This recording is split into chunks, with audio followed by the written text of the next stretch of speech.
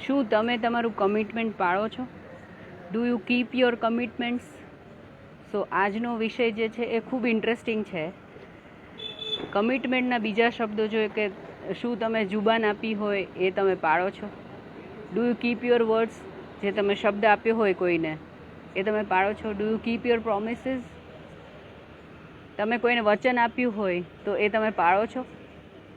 તો આ અલગ અલગ વર્ઝન્સ થયા બધા કમિટમેન્ટના. અને એક બહુ જ બોલિવૂડનો ફેમસ ડાયલોગ છે કે એક બાર હમને કમિટમેન્ટ કર લી તો ખુદ કી ભી નહીં સુનતે. સો કમિટમેન્ટ એટલે તમે જે સંકલ્પ આપો છો, if you commit to your own self. Okay, so we are going to talk about it કે commitment is like a muscle. તમે રોજે પ્રેક્ટિસ કરો તો મસલને કેવો ડેવલપ કરી શકો, રાઈટ? તમે જીમમાં જઈ અને રોજે તમે મસલને ડેવલપ કરો. સો કમિટમેન્ટને પણ મસલની જેમ ટ્રીટ કરી શકાય.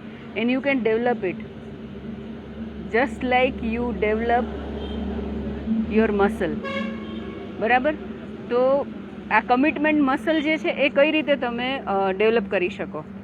તમે કોઈક વસ્તુ નાની વસ્તુથી શરૂ કરો અને પછી તમે મોટા કમિટમેન્ટ કરી શકો. પણ જો તમે નાની વસ્તુમાં જે કમિટમેન્ટ કર્યા હોય ને એમાં જ ફેલ જાઓ તો પછી એ કેસની અંદર શું થાય કે જ્યારે મોટા કમિટમેન્ટ કરવાના આવે ત્યારે તમારી અંદર હિંમત જ ના હોય. બરાબર? તો તમે તમારી લાઈફમાં અત્યાર સુધીમાં જ્યારે પણ કોઈને કમિટમેન્ટ કર્યા હોય, કોઈને મળવાનું હોય તમારે કે હું આટલા વાગે મળીશ, કે પછી કોઈ વસ્તુ તમારે કોઈને આપવાની હોય, બરાબર, કે તમે કોઈના પૈસા લીધા હોય અને તમારે એમને રિટર્ન કરવાના હોય, જે પણ whatever is your commitment, એ કમિટમેન્ટ તમે હંમેશા પાળ્યું છે અત્યાર સુધીમાં કે કોઈક વાર તમે પાળો, કોઈક વાર ના બી? You can't keep your promises or your commitment. તો એવા કેસની અંદર તમે શું કરી શકો કે start small is the key. નાનું ઝીણા કમિટમેન્ટ, નાના સ્મોલ કમિટમેન્ટ્સ જ્યારે તમે કરશો. હવે આ કેસની અંદર તમે જ્યારે રિયલાઇઝ થાય ને કે અચ્છા મેં સપોઝ મારા પેરેન્ટ્સને આવું કમિટમેન્ટ કર્યું છે કે by within 1 year I should be able to earn this much amount of money. બરાબર? અને તમને વિધિન 6 months કે 8 months એવું થાય કે મેં જે કમિટ કર્યું હતું કે I will be able to earn 1 lakh rupees per month, પણ જો તમે થઈ શકે એવું શક્ય ના લાગે તો વેલ ઇન એડવાન્સ તમે તમારા પેરેન્ટ્સને ઇન્ફોર્મ પણ કરી શકો. એટલે તમે જ્યારે કમિટમેન્ટ કર્યું હોય ને તો as soon as you realise કે આ કમિટમેન્ટ મારાથી પૂરું નહીં થાય તો તમે ઓપનલી વાત પણ કરી શકો. બરાબર? દેટ ઇઝ અનધર પાસું of keeping your commitment or doing commitment. બરાબર? તો તમે જ્યારે પણ કોઈને બી કમિટ કરો ને તો પ્લીઝ ધ્યાન રાખજો કે ઘણા લોકો એવું કે કમિટમેન્ટ એટલે કેવી વસ્તુ કે સપોઝ તમે કોઈને કમિટ કર્યું કે હું 6 o'clock આ જગ્યાએ હું પહોંચી જઈશ અને 6 o'clock તમે ના પહોંચી શક્યા. બરાબર? તો એઝ ઇફ તમારી જાણે કે એક આંગળી ના કપાઈ ગઈ હોય તો તમને કેટલું પેઇન થાય કે નહીં? બરાબર? અથવા તો તમારો હાથ કપાઈ ગયો હોય તો તમને કેટલું પેઇન થાય? એટલું પેઇન તમારા હૃદયમાં થતું હોય એકચ્યુઅલી. બરાબર? અને પછી જમા થતું જાય કારણ કે તમને એવું થાય કે અરે મેં કમિટ કર્યું હતું ને I could not keep my words. તો એ વસ્તુ અંદર તમને ડંખે તો ખરી જ હૃદયના ઊંડાણમાં. બરાબર? તો તમને સપોઝ 6 o'clock તમારે ક્યાંય બી પહોંચવાનું હોય અને તમને 4 વાગે ખબર પડે કે અચ્છા મારે તો હવે ઓફિસમાં બીજું કંઈ કામ આવી ગયું અને એના કારણે હું 6 o'clock જે જગ્યાએ મેં મારા ફ્રેન્ડને પ્રોમિસ કર્યું છે એ જગ્યાએ હું નહીં પહોંચી શકું. તો તમે 4 વાગે જ કોલ કરીને એમને જણાવી દો કે મારા ઓફિસમાં કંઈ અર્જન્ટ કામ આવી ગયું છે તો હું 6 o'clock નહીં પહોંચી શકું પણ હું 7 o'clock પહોંચીશ. બરાબર? હવે કમિટમેન્ટ માટે મને બહુ જ સુંદર એક વાર્તા યાદ આવે છે which I would like to share with you the story of Rajkumar. He was a prince. તો એક બહુ જ સમૃદ્ધ રાજ્ય હતું. બરાબર? અને very successful king. He was ruling that state. અને એમના ફેમિલીની અંદર એવી પરંપરા હતી કે એમના ઘરનું બાળક 5 yearsનું થાય ને એટલે એને ગુરુકુળમાં જવાનું. બરાબર? અને એ બાળક જ્યારે પણ ગુરુકુળમાં જાય ને ત્યારે સવારે 5 વાગે આગલે દિવસે એના પેરેન્ટ્સને બધાને મળી શકે પણ સવારે 5 વાગે એ બાળક ઘોડા પર બેસી અને એનો કેરટેકર હોય એ લઈને જાય એને રાજમહેલમાંથી ક્યાં લઈને જાય? ગુરુકુળ, બરાબર. તો એ વખતે એ બાળકે પાછું વળીને જોવાનું નહીં.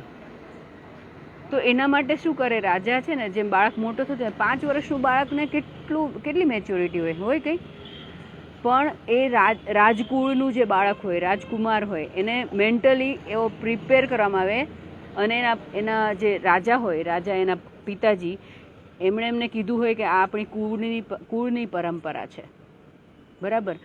તો પછી એવો સંકલ્પ કર્યો કે અચ્છા હવે 5 વર્ષનું એ રાજકુમાર થઈ ગયા, તો એમને જવાનું હતું ગુરુકુળ. ઓકે. અને જ્યારે એને ગુરુકુળ જવાનું હતું ત્યારે એ વસ્તુ એના જે માતા અને પિતા એટલે કે રાજા અને રાણી, એ લોકો તો રાજમહેલમાં ઉપરથી બાળકને નિરખતા જ હોય, અને જો એ બાળક પાછું વળી ના જોવે તો એઝ અ પેરેન્ટ એ એમની સફળતા ગણાય. તો રાજાએ એવું એમને રાજકુમારને તો જણાવી દીધું, બરાબર. પછી હવે રાજકુમાર એ દિવસ આવી ગયો કે જ્યારે એને ગુરુકુળ જવાનું હતું. રાજા અને રાણી બંને રાજમહેલમાં ઉપર હતા. બાળકનું કમિટમેન્ટ છે ને એના કુળ માટે એટલું બધું વધારે હતું કે બાળકને બહુ જ દુઃખ થતું હતું. 5 વર્ષનું બાળક કેટલું નાનું હોય, એના મમ્મીથી કેટલું અટેચ્ડ હોય. હવે એ રાજમાતાને છોડીને જ્યારે જઈ રહ્યો હતો રાજકુમાર, તો એને પણ અંદરથી બહુ જ દુઃખ થતું હતું. પછી એ તો રાજકુમાર તો ગયા અને એમણે પાછળ વળીને ના જોયું. એટલે પછી રાજાને થયું કે પરફેક્ટ, ચલો આટલું કામ પતી ગયું. એ કાર્ય પતી ગયું. તો that was just first part. પછી એવું હતું કે ગુરુકુળમાં જે કેરટેકર હોય એ રાજકુમારને ગુરુકુળના ગેટ સુધી છોડીને આવે, અને પછી એ રાજકુમાર આંખ બંધ કરી અને આખો દિવસ એ ગેટ પર બેસી રહે. હવે જ્યારે રાજકુમાર બેસી રહે ને ત્યારે જે બીજા સ્ટુડન્ટ્સ હોય ગુરુકુળના, જે પણ બીજા શિષ્યો હોય, તો એ બધા દે મે મિસટ્રીટ ઓલ્સો ટુ ધ ચાઇલ્ડ. કોઈ આમ હાથથી મારતા જાય ને કોઈ કશું બી કરતા જાય, પણ એ બાળકે કંઈ રિસ્પોન્ડ કરવાનું નહીં, because that is his commitment to the ગુરુ. તો આ 5 વર્ષનું બાળક એક તો આટલો મોટો રાજમહેલ પોતાના માતા પિતા છોડીને અહીંયા સુધી આવ્યો, અને આખો દિવસ ત્યાં બેસી રહેવાનું, ભૂખ્યા તરસ્યા. એ બાળક ગેટ પર બેસી રહ્યો. કેટલા લોકોએ આવીને, એને આંખો ખોલવાની નથી, આંખો બંધ કરીને બેસવાનું. કેટલા લોકો આવીને કોઈ ટપલી મારતા જાય, કોઈ કશું મજાક કરતા જાય, કોઈ કશું બોલતા જાય, પણ એણે કશું પણ રિએક્ટ નહીં કરવાનું. અને એ રાજકુમાર સાંજે પછી એના ગુરુ આવ્યા અને ગુરુએ કીધું કે મારી પરીક્ષામાં તું ઉત્તીર્ણ થયો છે. જે પણ તારી કુળની પરંપરા છે ને, જે કમિટમેન્ટ છે ને તારા કુળનું, ગુરુકુળ માટેનું, એ તે સક્સેસફુલી પાસ કર્યું છે. તો આજથી તું મારા ગુરુકુળનો શિષ્ય છે.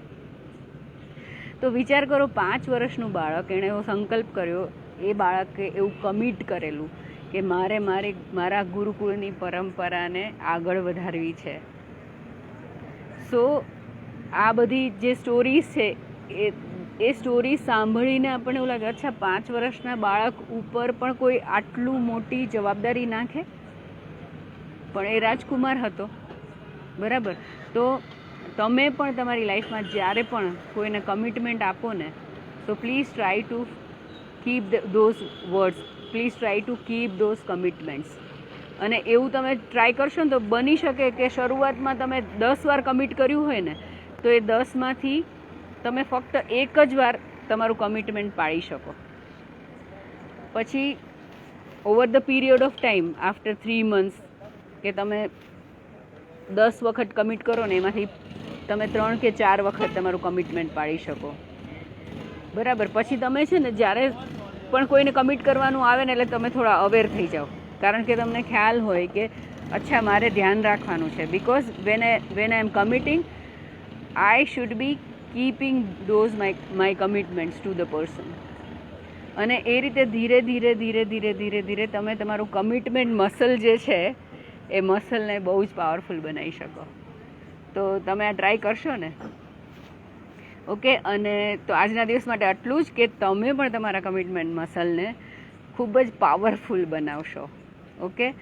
And please join my morning miracle classes જે 7 o'clock 7 AM in the morning હોય છે on YouTube and I am going live every day. So please join those classes અને if you want the link for that, so you can send me a message, WhatsApp message on number 9898600404. બરાબર છે? તો હું તમને એની link share કરીશ. અને મારું commitment છે ડેઈલી એક વિડીયો ફેસબુક પર લાઈવ જવાનું. તો અત્યારે આટલા વાગ્યા છે તો પણ I am going live. So I am keeping my commitment. Okay, so I am building my commitment muscle that way. And thank you so much for your time and focus, because time and focus are two precious gifts you can give to your loved ones.